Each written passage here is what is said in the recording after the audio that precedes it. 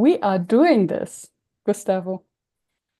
It seems that we are live. So, Yes. hello everyone. Hello. We're writing a book, as you just said, but not together. Yeah, we're writing a book together, but we're writing different books, right? That's and Yes. not actually together, but we're gonna be helping us each other like write our own book. Yes. We realized that it's a difficult journey. You have already written a few books. Um, I have written a thesis, but I realized that it's nowhere near as complex. I think a Um, thesis is a bit worse, but well, it's perspective. yes. So we're each other's accountability partners. I'm looking forward where this experiment will go. Me too. And I think that some people are curious what are our books about, but also maybe there are people that are considering or being considering because you know how it is for many years writing their own book, and maybe they can get some insight to the process, some tips, and also maybe blow some bubbles that people think when writing a book is easy and then you're going to become a millionaire and stuff like that. No. What?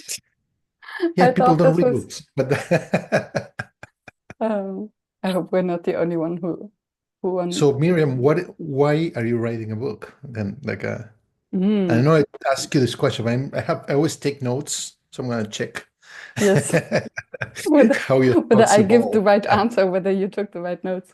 No, not Um, right. I want to see because my mind always changes, so probably yours too. Because yes, that's and funny enough, I was pregnant with this book for 2 years already, and so the idea that I want to write a book is very old. I always wanted to be an author.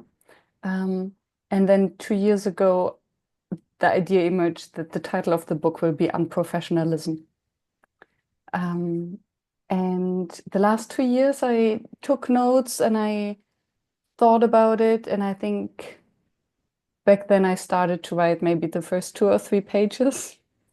And then it never became a priority. And I think that's what has changed. I now realize that if you want to write a book, it has to be the main priority and everything else has to come next. And before I tell more about the content, why are you writing another book? What book and why now? why now? Why not? I always say the way people say why. So I'm gonna build on your metaphor. So in my case, I feel that I was maybe not necessarily divorcing, but taking some distance from my previous book, so to speak. So a lot of the work I do or have been doing for the past few years has to do with culture and teamwork, but I want, without necessarily starting from scratch, to take a different perspective. So I'm reflecting that because of my wife's job, we moved to a different state. Usually in the past it was because of my career, and now our eldest son, who is 25, now it's living on his own. He's still in Chicago. So I'm still a parent, but from a distance, if you know what I mean. I don't Mm. see him that often. So I that's exactly the take that I want for my book. I'm going to talk about, from a perspective, what I learned helping people have conversations, difficult conversations. Some were easier than people thought, and most of the cases, that was the outcome. And it's going to touch a little bit on culture and teamwork, but the focus is going to be about conversations. There are conversations that get us stuck, there are conversations that move us backward. And then my book is about what I call forward talk, conversations that are future oriented and help us solve problems, not create bigger ones. Mm. Beautiful. And I love how it's just it seems as if it's just the right time for you to write this book. And I love how you say that you needed to divorce from your old one first before starting a new project. Um, and funny enough, for me, it's also a new topic. So I've now published over 300 podcast episodes. And I have the impression that everything that I could potentially say or think about facilitation, I have already said. Mhm. And many people approached me asking, when are you publishing a facilitation book? And just the thought of sounding like a broken record, putting everything that I continuously say or have already said into a book just bored me so much. So for me, it was very clear that if I write a book, it's not about facilitation. And somehow, still, for me, unprofessionalism is everything that I have learned through facilitation. So it's more about the future of work, where I realized that the concept of a profession Mhm. and hence being professional is totally outdated. Because back in the day, a profession was a an occupation that was protected. Um, it was very difficult to attain that. So you have to study and you have to invest time and money and effort. And in exchange, you get status, financial rewards, and all of that. Um, but nowadays, you cannot protect a profession because knowledge is available at our fingertips. So, why would we need the concept of a profession and hence professionalism, the protection of it, in a world where we have occupations that didn't exist before, are not even professions, um, Mhm. and where this kind of protection is actually hindering innovation and growth and not protecting it. Mm. So I believe that our concept of professionalism is not only outdated, but it's actually a threat. I think it leads to burnout, it leads to imposter syndrome, it leads to all this, oh, I'm not good enough. And suddenly we are even competing with AI. Mhm. That will always be the most professional compared to us if we're looking at the polished and the perfect. Um, so yeah, And what about I'm. the masks? Oh, thank you. Yes. So the which immediately gets me into learning about this book writing process. Um, so the masks is a way to. I think it's an outcome of being so obsessed with professionalism. Um, that if we're working in corporates that try to defend this professional um, identity, and why that is an entire different topic, then let me do this again. Where do the masks come in? The masks come in that everything is moving so fast. When we're doing our jobs, we're all just winging it. Um, and apparently, it's not okay to admit that we are just winging it, that we don't know yet, that we are doing something new. So everyone tries to pretend as if they figured it out. So wearing a mask, pretending as if we are also professional, whereas like a duck under the surface, we're just paddling, trying to look cool on the surface. And I think it's dangerous and it doesn't help us. And it would be so much healthier um, if we would just admit we're figuring it out. We're not supposed to know because everything is new. And let's collaborate and ask for help um, to, yeah, face these new challenges that the world of work throws at us. I need to work on my elevator pitch. I would say that if we have an elevator pitch, why do we need a book? I don't I know. love that. Eh, well, Yeah. yeah, it's something that we are forced to the head to come up with a headline, but then stories cannot be summarized. So the more you summarize the story, like AI, it keeps it basically erodes all the emotions, and then it's just one sentence. So it's a Yeah, challenge finding that balance, right? it is. And what I just realized, I have the impression that my elevator pitch was much better a week ago when I actually didn't have we had already less of content. Um, so I think when you just start a book, the elevator pitch is so easy because you have a very clear idea what you're going to write about. At least that was it for me. And now this last week feels a little bit as if I went into a million rabbit holes, Mhm. um, and hence have a much broader picture of the complexity that I'm about to enter, which makes the elevator pitch much more difficult. Yeah. How do you? But who are we pitching to your point? Are we pitching the book to ourselves, Yes, to the publisher, to the readers? that's Sorry, very you're gonna true. ask a question. Um, yeah, I was wondering, how do you stay focused on the I topic don't. that you're writing about? I don't know. I come back. I think that writing should be exploratory in nature.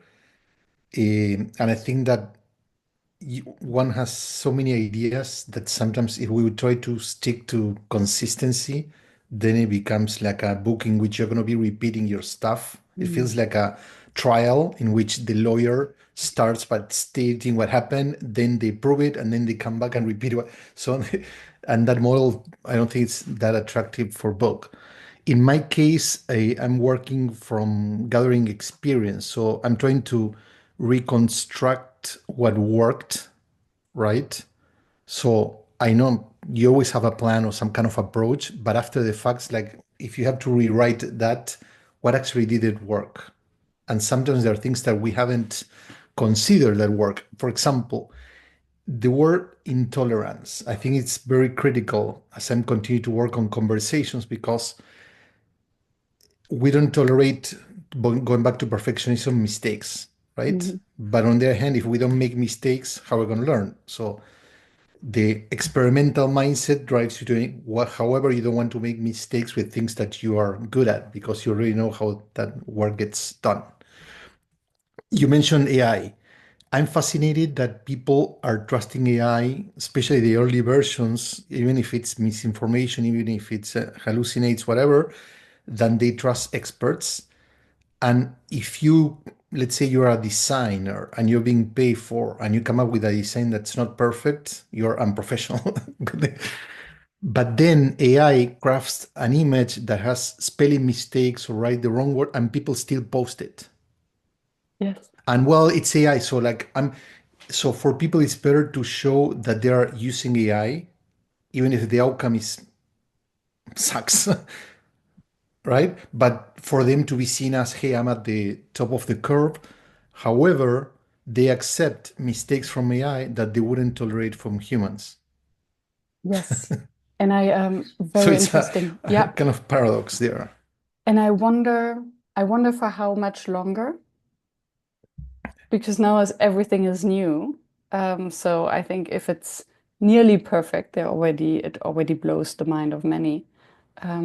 And maybe the tolerance will reduce because I remember at the beginning of the pandemic, um, we were so tolerant vis-a-vis technical glitches.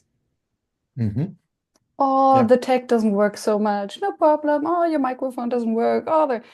Everything was fine. 2 years into the pandemic, there was no tolerance for that. Hmm. So I wonder whether we will also get used to AI and that. Um, and what I also find interesting from what you said, yes, more and more people are happy to show to the outside that they're using AI and showing off like that. But on the other hand, I have the impression that they would rather ask AI for help than their colleague. You said they Yes. trust AI more than an expert. That's shocking. But hopefully AI has accumulated a lot of knowledge so that it comes very close, if we're asking the right question. But why is it that we lost the humility, connection, humanness to walk to the other office to say, hey, do you have a moment? Can I ask you a question? Because we're expected to have it all, to Mm, know it all, to have all the answers. So I think that one thing that happens, and you know this as a facilitator, if you are working I run open workshops and then I run workshops for specific organizations or teams. When you have people that don't know each other and you send them into a breakout room, people open up because they don't fear judgment. And also, if they think that you're an idiot, who cares? I'm not going to see that person maybe anytime soon. While my team member go. So people open up in public spaces in terms of conversation. They're more vulnerable, more open with strangers than with Mm. people that know them well. And because when people know you, they expect something, right? So they expect that Miriam should write a book about facilitation. They expect that Gustavo should write a book about culture, teamwork. That basically is the biggest challenge that we're facing. So we need to use the mask that people want to see, not Yeah, the face that we want to show. yeah, that's beautiful. That's treatable. It's a beautiful sentence. Um, and I wonder whether it's reversible because, as a matter of fact, it is not working. Um, People are burning out, and there is this hunger and thirst for more authenticity, for putting down the mask. And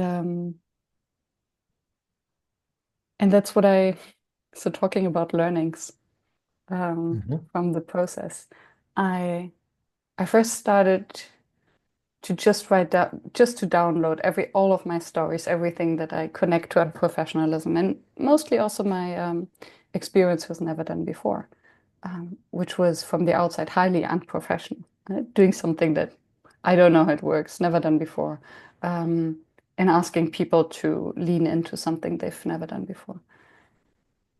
And then I realized, oh, if I'm talking about unprofessionalism, what is actually the meaning of a profession? What is professionalism? What have scientists said about that? What is the sociologist debate? And suddenly Mhm. I opened this can of worms that after 2 days I had to step back from it and I'm like, okay, I'm going in the wrong direction. I'm not writing a thesis. Um, The doctor in you. um, I'm not here to, yeah, to review the sociological debate on professions and professionalism and the role of technology. Um, and then, But a tad of yeah, that wouldn't hurt, right? Don't lose. yeah, exactly. But what is the right balance? Because we all stand on the shoulders of giants, and I think it's important to put it um, into context. When we speak about professionalism, where does it actually come from? And I think that's where my elevator pitch just now went so wrong because the last few days I only thought about professions, professionalism, and what has changed over the last century. Um, I think that maybe a good lens is to consider the evolution of work. So I think not that you need to, I'm saying that it's important for me to understand the evolution of professionalism. We need to understand how work has evolved, but also that connection to our identity, because everything in life comes and back.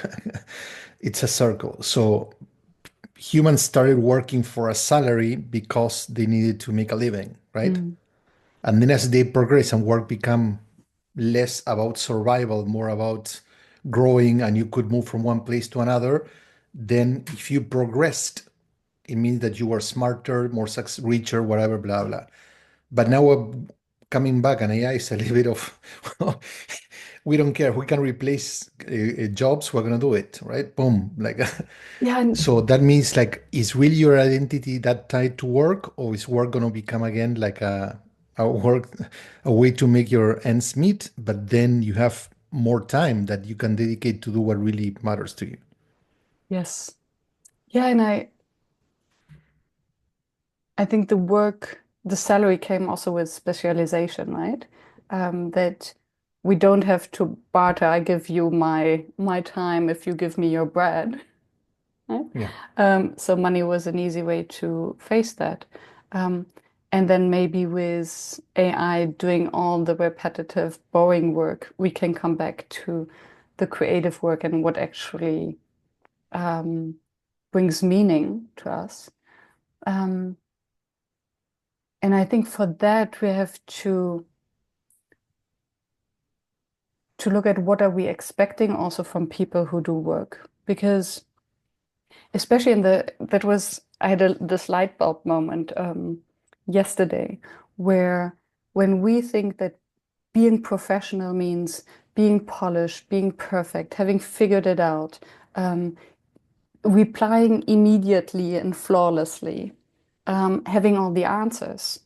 If this is professional, then AI is better at all of that than any human. This would mean that AI is the most professional of all of us, which sits wrong, right? There's, even if I speak it out, it's like, no, AI cannot be professional because professionalism is also about intuition. It's about um, staying in the ambiguous. It's about distinguishing the relevant from the irrelevant. It's about emotional intelligence and all these things. And all these things are about being human, not being perfect. So for me, the new I professional, digress a little bit there because I think that in my lens, professionalism is more about the expectations about what being professionals are. And I think that, for example, having AI working 24/7, that's an expectation that some people want about humans. mm, I don't know if your employer or the society really wants people to be more emotionally intelligent. We know that it's important that becoming self-aware, there are many things that are going to help you becoming creative, more successful, mm, but I don't know that's necessarily the when they say that you're not being a professional. yes, exactly. And that's where it went wrong. Um, Yeah, yeah. Um, and I was thinking of the perfect state. But yeah, where it went wrong is because we expect all of that. And that's why if we then push it further, AI would perfectly fit that. But this is not what we thrive for, what we want to thrive for. Yeah. yeah. The point is who defines what professionalism is today or has been and might be in the future, so you can then Yes. present the antidote.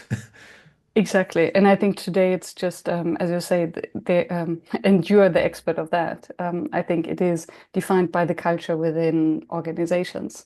And I think, and this leads me to another tangent and rabbit hole, um, that which also links to the origins of what profession is and professionalism is. It's a kind of protection of the uncontrollable. So if I'm afraid of AI, technological advancement, everything that I cannot control of all this uncertainty, what will I do? I will create structure, standards, rules that I would expect everyone to follow.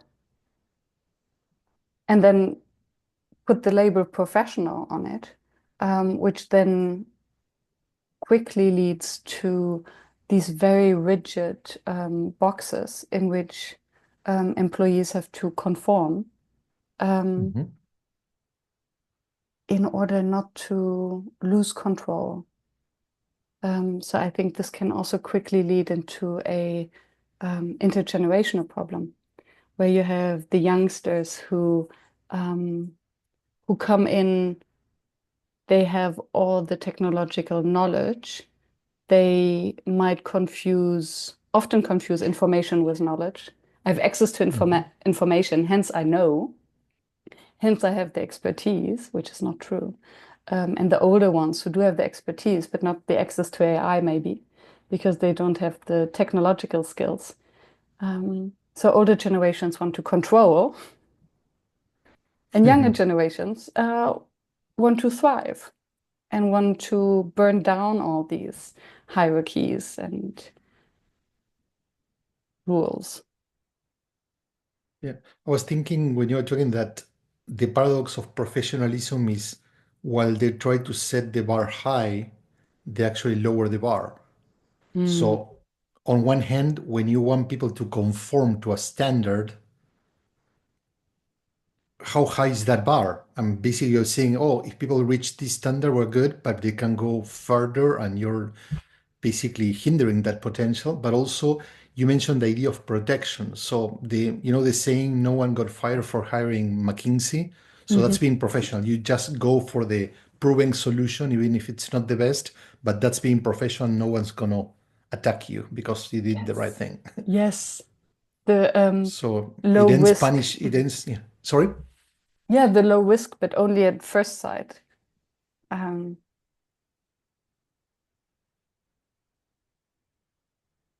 it's low risk, but just from the outside. So hiring McKinsey, nobody gets punished for that because seems like the safe option. It has a quality stamp. Um, Hmm.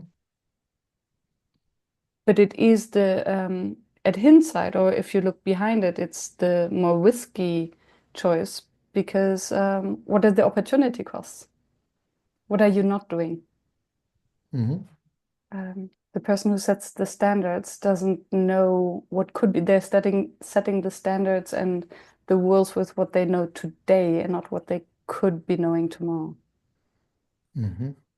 Thank you. Thank you for making sense of my book, Gustavo.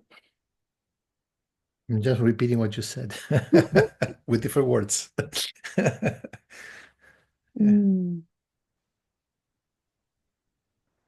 So one thing that I've been intrigued about, I've been doing research about why people avoid conversations, right? Mhm. Because that's one of the biggest things, that conversations that never happen or they happen at a very superficial level. And I thought there was going to be plenty of research about it, and there's not.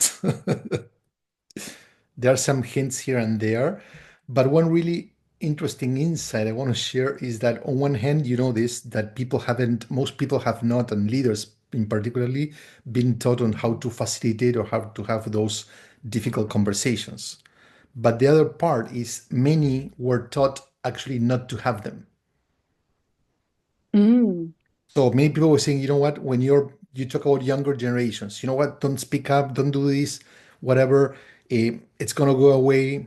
Let's wait until so we have a big mistake. Instead of addressing it, don't worry, it's gonna get fixed, or we can discuss it in 3 months from now, and then it's too late. No? So there's a tendency that either intentionally or not, our peers, our leaders teach us not to address those conversations too.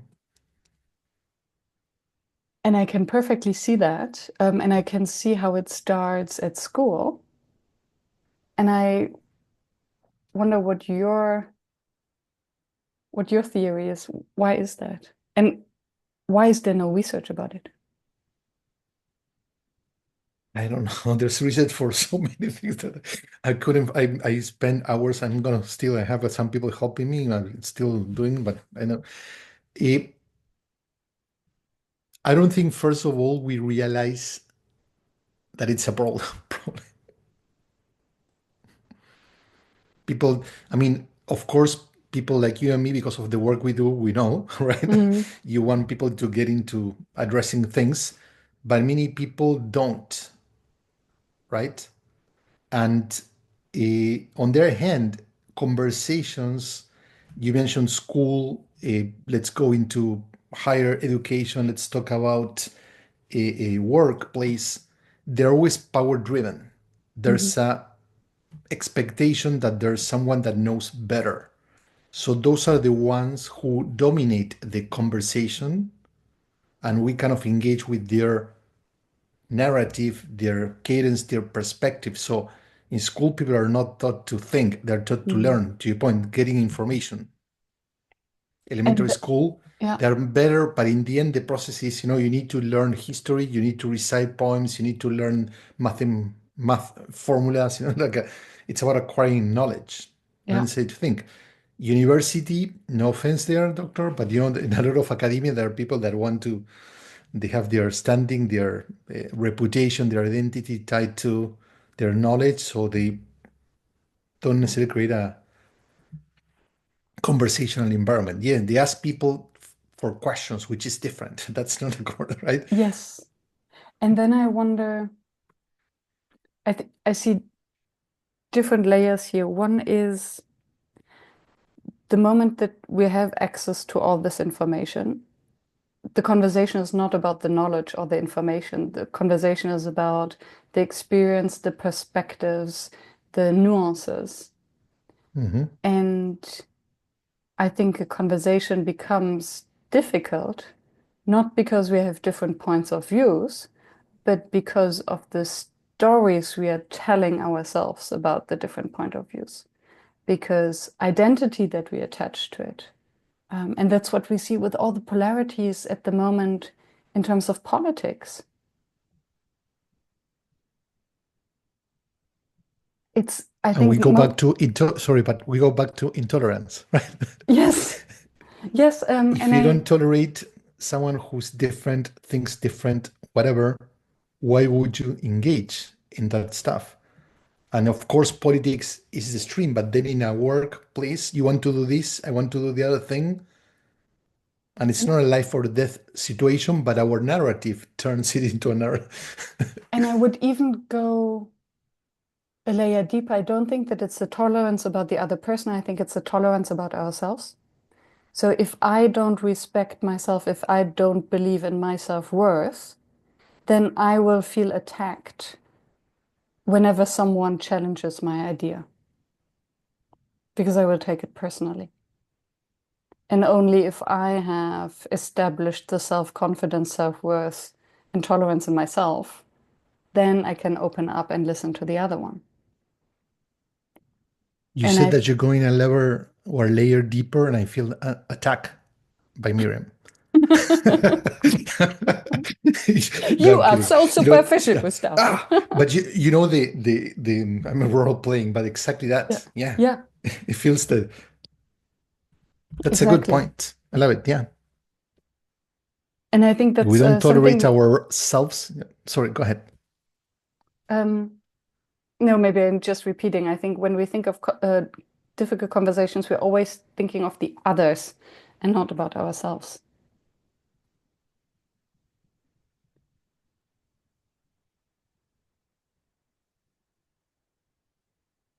That's a good point. The other day I posted something like and it's something I have a I don't know if it happens to you, but I tried not to respond on LinkedIn too much because people are always there's a lot of perfectionists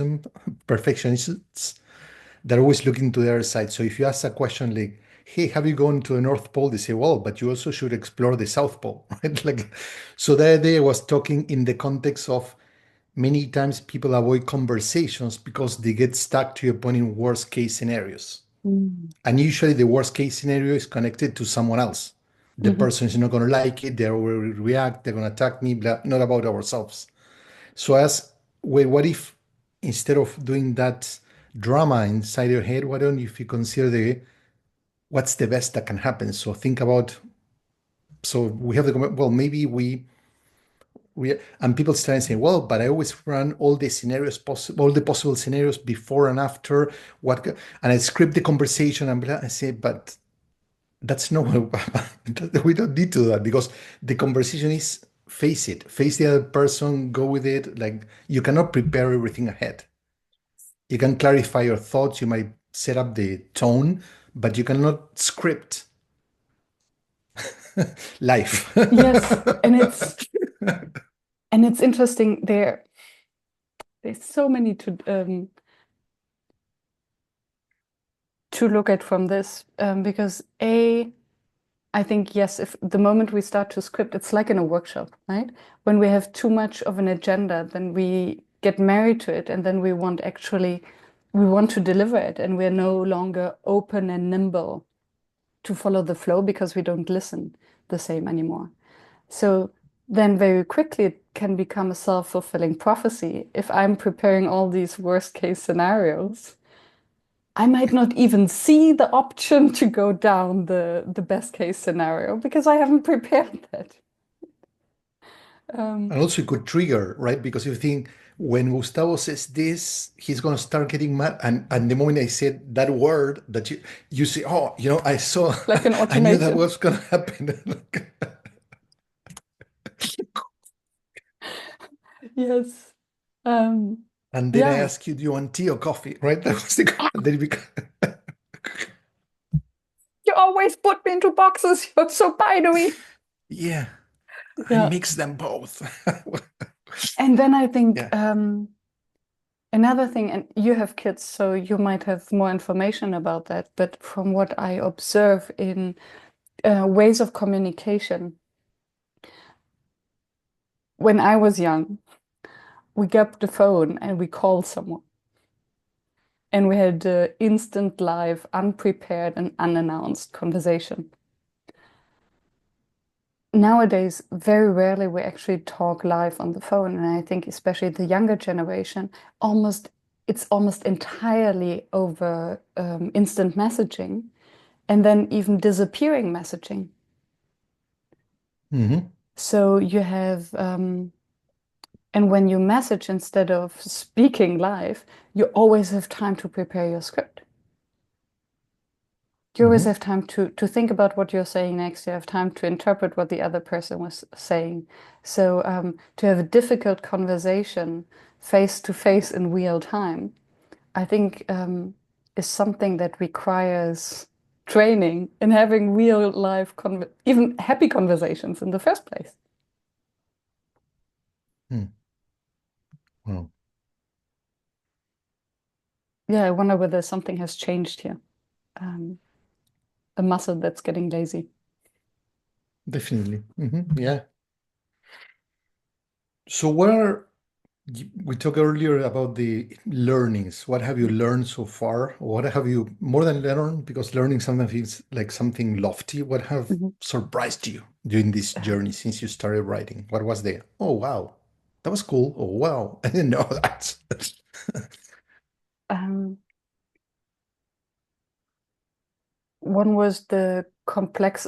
So there's one very practical one is how to how do I best store my my ideas so that I have one single source of truth where I have all the quotes that I might want to use, all the resources that I and the ideas. Um, and I now decided that I will use only Notion to store all the Yes. ideas and all the quotes. And then I have my to-do list with things that I want to research more. So these are the two Hmm. things that I'm using. And I write in a simple Google Doc. And I think so that was a practical learning. And my biggest writing learning was um, I did the beginner's mistake, and I resent myself so much from it, and I feel so ashamed. I started writing the introduction, the thing that I know I'm supposed to write the last. So intellectually, I knew all of that, and somehow I got, oh, let me write the introduction to give the big picture view. And then I got lost in all these stories and nuances. And then suddenly the introduction was 12 pages long. And I'm like, oh, maybe I can already break the first chapter out of it. And then suddenly I totally lost myself in it. So what I did yesterday, the entire day, was to put everything aside and to think just about the structure. Hmm. So these are all the key ideas that I want to tackle. What is the best way and the best flow? Um, and then I wrote introduction, and then I wrote in red letters, do not write anything. And then chapter one. Hmm. Um, so yeah, I created so much noise in my head and so many rabbit holes and dead ends. That was quite stressful, actually. Well, if you're not getting lost, it's because you're not writing. So if you're writing, if you're getting lost, that's good job. People always say, and I learned that over time, that it's best to write the introduction at the end because the introduction serves like the preface and the a summary and whatever, and helps you connect the storytelling. However, in this book, I wrote my introduction, but not at the very beginning. So I wrote many outlines. I developed the first part, then I drafted the second one, and when I started seeing like whatever, so then I came back to the introduction. Mm, That it's not going to be the final one by any means, but at least I have something that every time so instead of having an elevator pitch that's one sentence, one paragraph, and feels like, oh, boring, the introduction is what energizes. So I put a story that connects to something that happens to me, that happened to me like 30, 40 years, whatever years ago, that was really interesting and challenging at that time. And I didn't think, and I crossed the line, and everything went bad, but ended super good. And so I don't know if I'm going to use this story, but mm, that emotion mm. keeps me writing. I love that. So you don't make mistakes, just follow your heart. Yeah. And I thank you for the for this because it also reminds me that so when I first started, I booked this beautiful Airbnb and I spent a week just writing. And I was so in the flow, and all these kind of stories of myself were flowing out. And I promised myself that I wouldn't do any research. I just download whatever I know. And I felt so good about it. And then suddenly I started with, oh, let me do some research about this and some research about that. And then I open all these kind of worms. And then I fall in love with their ideas. And then I think, oh, this is what I shall also include in my book. And suddenly I'm writing a different book without even noticing it. And then yesterday I Yeah. had to bring myself back and like, and that's why I'm so grateful that you reminded me of the mask, because this is what I'm Mhm. writing about. I'm not writing about the origins of professionalism. Yeah. Yeah. So that was my big learning. What was yours? Um, I set up everything in Notion. I'm still using Notion. I replicated, I have four sections: ideas, sources, draft, and edits, right?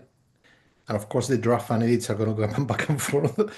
But I use the outline across the four sections. So instead of having, because I started putting a lot of links and quotes and whatever, and then finding content is hard. So I replicated the same structure of what I'm editing and writing for the sources for the research. So it's easier to find, right? Mm, Um, One thing that helped me, because I was writing, I usually use Notion to write my articles because it helps me. I love it.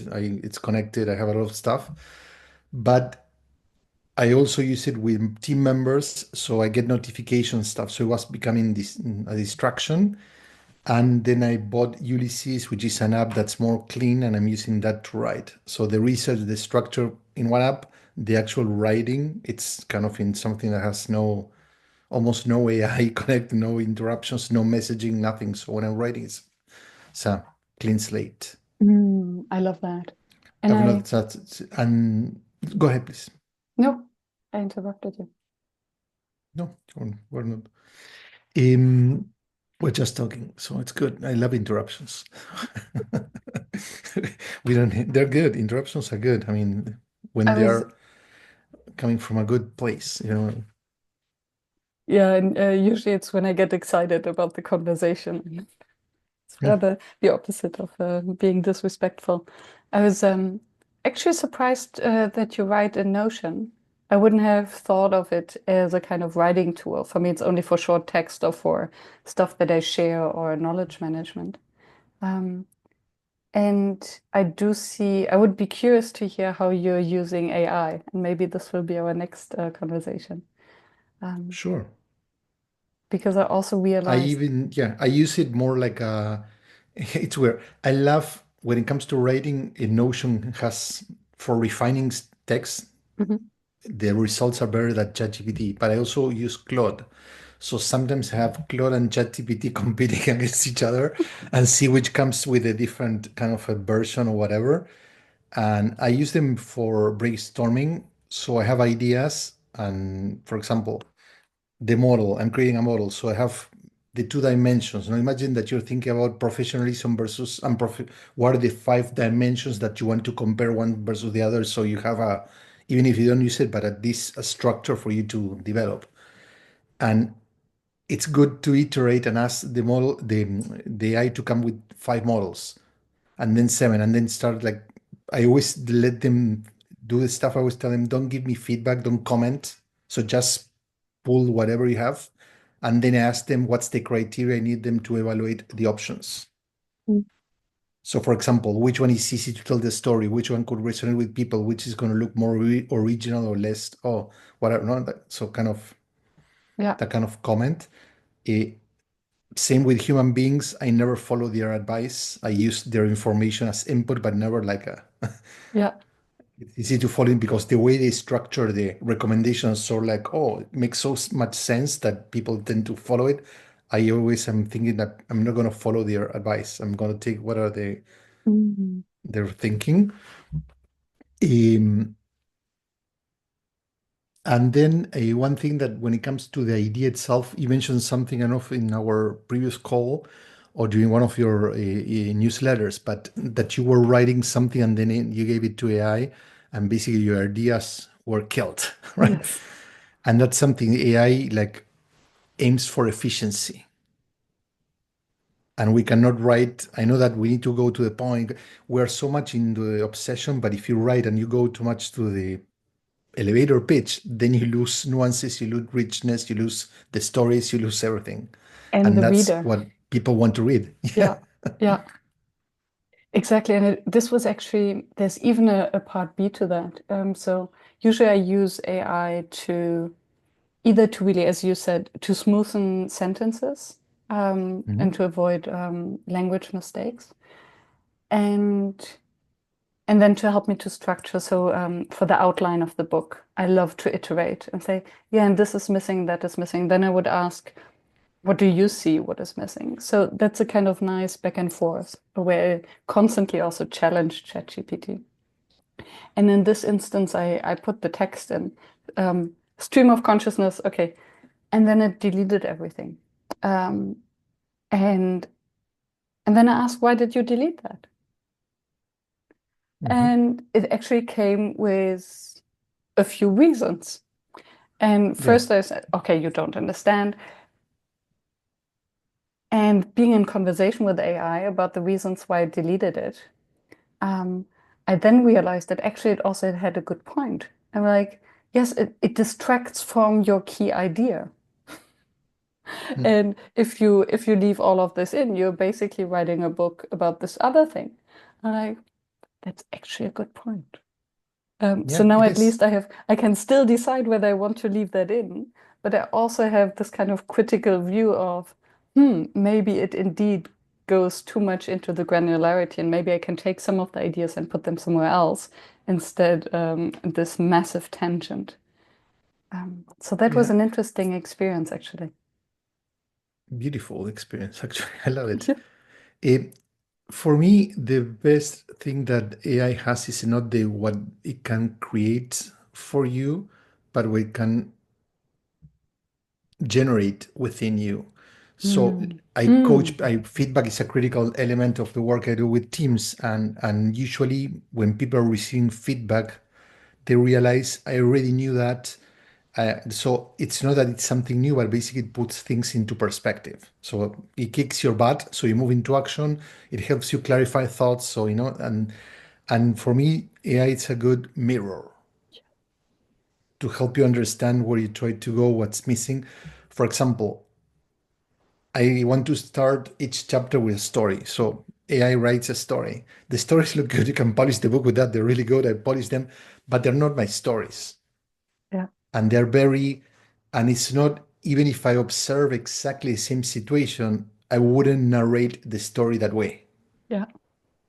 Yes. because it's focusing on what happened versus the emotions behind it, the mindset, what were the frictions, why. So I want to tell the story from a why point of view, not just about what happened, less action, more what Yeah. was going inside the people, because that's at least with the readers, whoever they are, I want to connect there. I want to go into the root cause. I like to dig deeper and people connect to not to the story, but why I tend to do something similar myself, right? The kind of Yes. And I think if it's only if it's your own story, um, you connect the emotion to it. And especially speaking about the difficult conversations, you do need the emotions.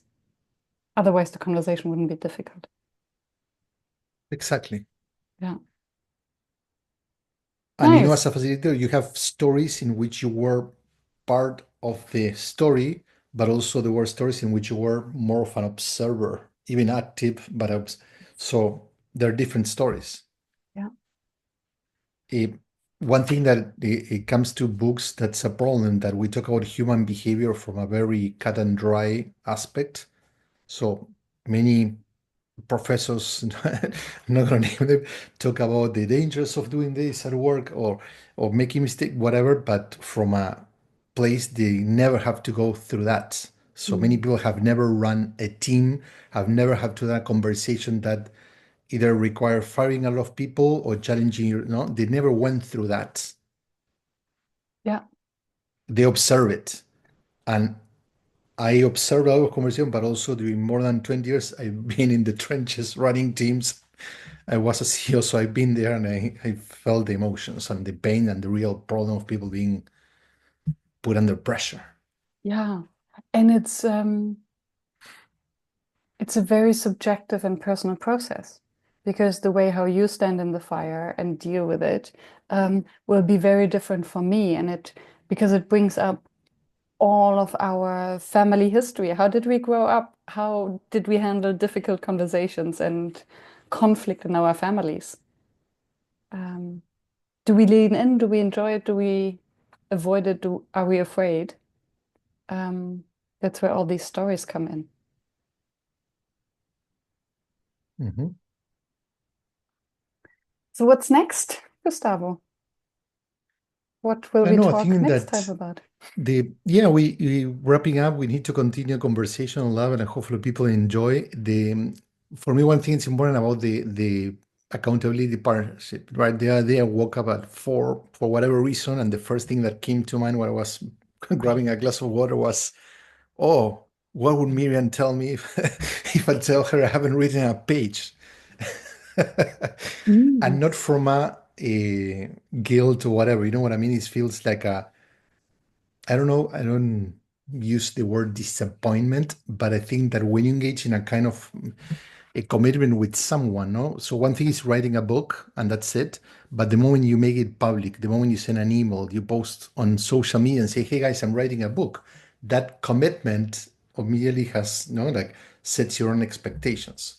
And the moment you and I say, hey, let's explore an accountability partnership, a writing partnership, then we all feel that, hey, I need to, if Mira needs help, I'm going to be 24/7 available to support her, but I also need to do my work because I don't want her to do the work I'm lagging behind. No, that would Mm. so Yeah. it's cool. Yes.